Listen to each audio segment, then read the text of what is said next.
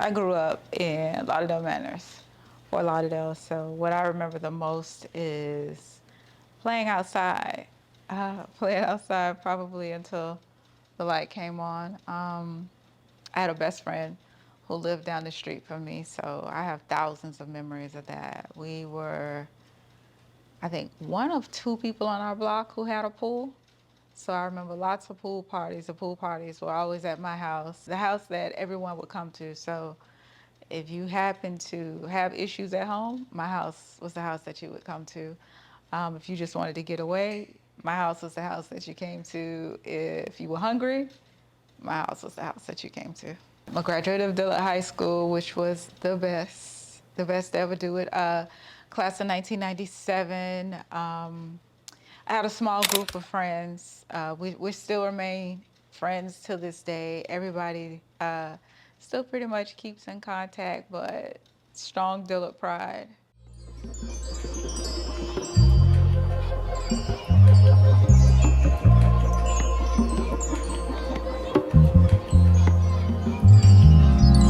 And the friends that I made, one of my closest friends, we're still friends to this day.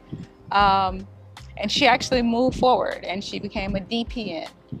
It's just that I took a different approach. My approach to filmmaking and creating content around health and wellness and education, when I went to college, I wanted to study more so holistic medicine. One of my first memories of Dillard High School is the amount of fun that I had in H.A.C and being a H.A.C student and learning as much as I possibly can about what it would take to actually study medicine.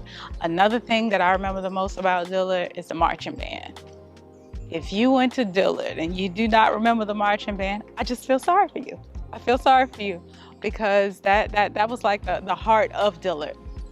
The heart of Dillard was definitely the marching band, the football team, the basketball team. I took stats for basketball for a short period. I was also a student athletic trainer for a good little bit.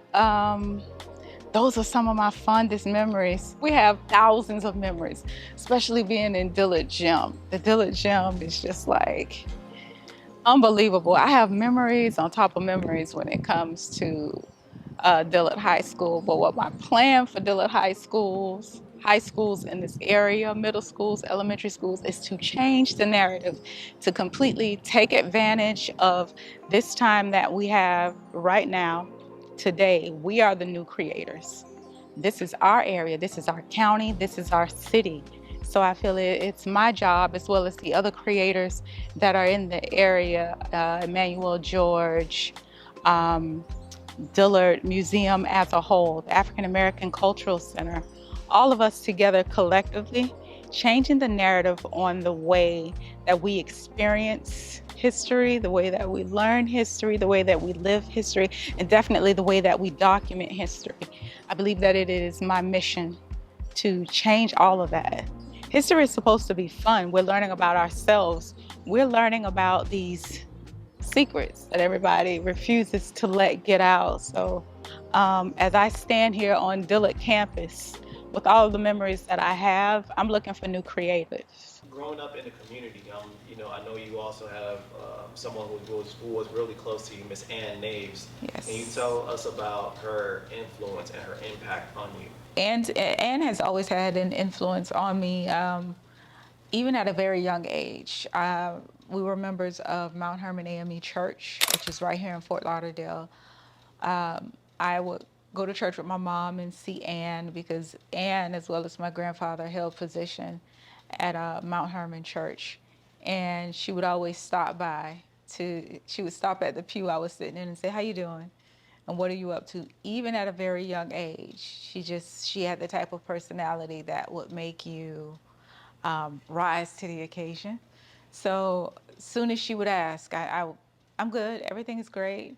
And then once I became older, that influence increased because she became increasingly more curious about what I was up to. She would say things like, "I heard that you're in media. I heard that you're doing something in social media.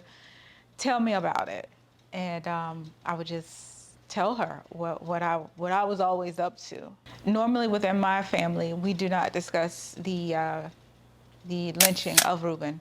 Just as a matter of fact, maybe I don't know if I want to say a lack of knowledge. It's just, this is just something that we do not discuss. So once you're asked, do we have an uncle who was lynched or a family member who was lynched, the answer is usually yes, and then the conversation just goes in another direction. While what you're looking at right now is an empty slate, but what it will be within the coming months is Rubin Stacy Studio for Education, our new home. We have big plans in terms of the way we will learn education, the way that we are learning history. So I invite you in to take a look right now, because this is the beginning, and within the next few months, we'll see what that looks like. My kids were starting to come of age, and they were doing, when I say they, the city of Fort Lauderdale was doing the street naming for Rubin Stacy. They were changing a portion of Davie Boulevard into Rubin Stacy. And the kids started to ask questions because they were going to school literally next door to where they were doing the street naming. Once they started asking questions, I thought this would be a good time to truly explain to them. So the Rubin Stacy project came about with my children asking me questions that I felt as though I did not have enough answers to. So I started at the base level, and I went to the dictionary to give them the full description of exactly what a lynching is, as opposed to answering the question. I was using Encyclopedia Britannica, and once I flipped to the definition, there were two photos that were there. There was a photo of a shadow of a lynching, and then there was the picture of Rubin Stacy.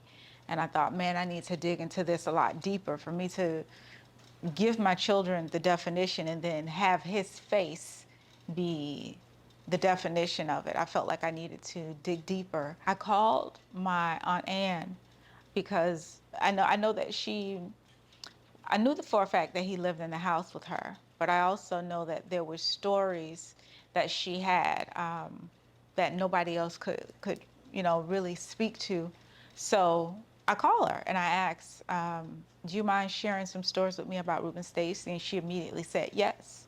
And I said, will you allow me to record you? And she said, yeah, I would. She said, now tell me what you're up to, which is a question that she always asks. And I said, well, right now, what I'm up to is organizing an interview for you to speak to me. And she said, okay, let's go. I believe that it's important that, one, we speak truth to power, that in these stories that we are sharing, that we not only tell the truth, but tell the entire truth, to the best of our abilities, to the best of our knowledge.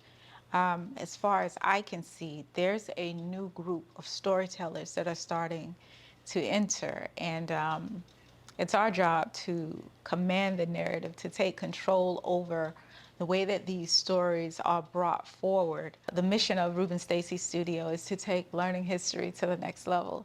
So what does that mean? That means learning history at home.